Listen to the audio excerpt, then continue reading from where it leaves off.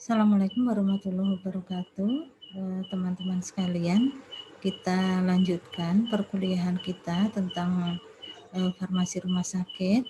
Setelah sebelumnya kita membicarakan tentang penerimaan, tentang perencanaan dan pengadaan, maka pada kesempatan kali ini kita akan melanjutkan perkuliahan kita. Tahapan setelah pengadaan adalah penerimaan, setelah itu nanti penyimpanan. Kita langsung saja bahwa penerimaan itu adalah suatu proses serah terima gitu ya. Proses serah terima perbekalan farmasi dari distributor atau pemasok kepada rumah sakit. Nah, nanti akan diterima oleh yang namanya panitia penerima obat rumah sakit ya. Jadi ada tim sendiri di rumah sakit itu khusus untuk menerima perbekalan farmasi yang dikirim oleh distributor. Nah, adalah namanya panitia penerima obat. Nah, itu adalah suatu kepanitiaan di rumah sakit yang di situ ada apotekernya ya. Kemudian ada petugas gudangnya yang bertugas ya untuk melakukan penerimaan obat. Nah, ketika menerima obat, hal-hal yang harus diperhatikan itu adalah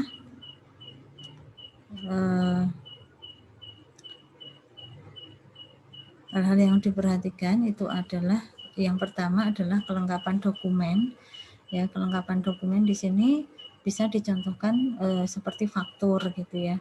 Faktur kita cek apakah obat yang dikirim itu sesuai dengan SP yang kita buat gitu ya.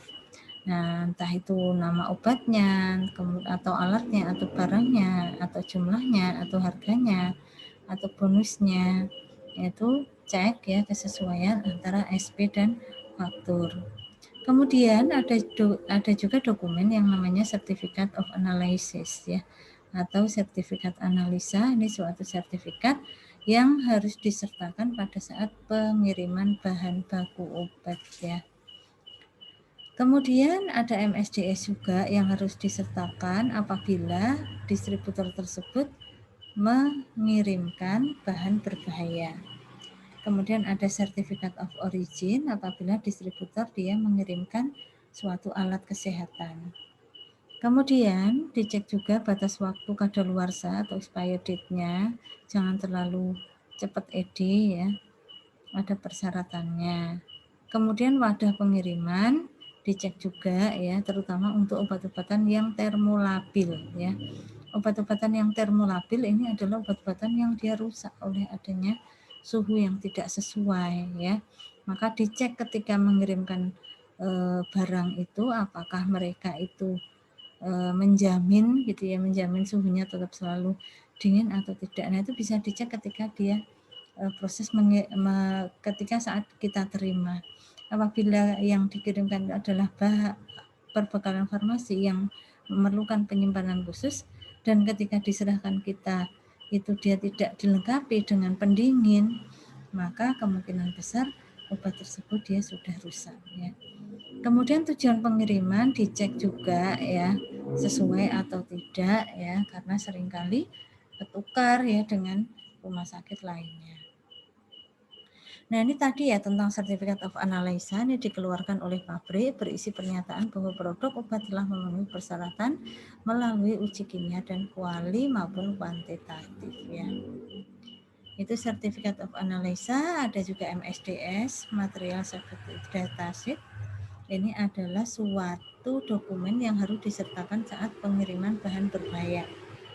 Kemudian ada Certificate of Origin, itu adalah suatu sertifikat yang harus disertakan ketika supplier tersebut mengirimkan alat kesehatan. Nah, ini contoh ya, contoh dari Certificate of Analysis. Kemudian ketika kita menerima barang, cek juga kondisi fisik barang. Ya, kondisi fisik barang ya. Kalau tabelnya dia dilihat bentuknya, warnanya, bau tidak ya. Itu kalau dia berupa misalnya kapsul ya dicek ya apakah lengket atau enggak ya, atau bahkan terlalu kering sehingga mudah rapuh. Untuk produk parenteral cek juga ya ada partikelnya atau tidak ya, ada benda asingnya atau enggak. Kemudian yang harus diperhatikan saat menerima barang ya tadi ya, dokumen-dokumen harus lengkap, kemudian semua sediaan farmasi, alat kesehatan dan bahan medis habis pakai harus mempunyai nomor izin edar. Kemudian expired date-nya juga dicek gitu ya ketika menerima kiriman ya. Minimal adalah 2 tahun ya. Minimal adalah 2 tahun kecuali untuk sediaan farmasi, alat kesehatan dan rekam medis habis pakai tertentu ya. Jadi minimal 2 tahun, pada umumnya adalah 2 tahun. Cuman kalau ada apa ya yang tertentu seperti vaksin itu dia penyimpanannya memang nggak sampai 2 tahun. Lama-lama nanti nggak memang apa namanya expired date-nya memang pendek gitu ya. Nah itu ya tentang penerimaan dan hal-hal yang harus diperhatikan. Kita lanjutkan perkuliahannya sekarang. Nanti adalah tentang penyimpanan obat. Nah, tapi saya tutup dulu untuk kuliah pada kesempatan kali ini. Untuk penyimpanan obat kita kuliahkan di video yang selanjutnya. Terima kasih. Assalamualaikum warahmatullahi wabarakatuh.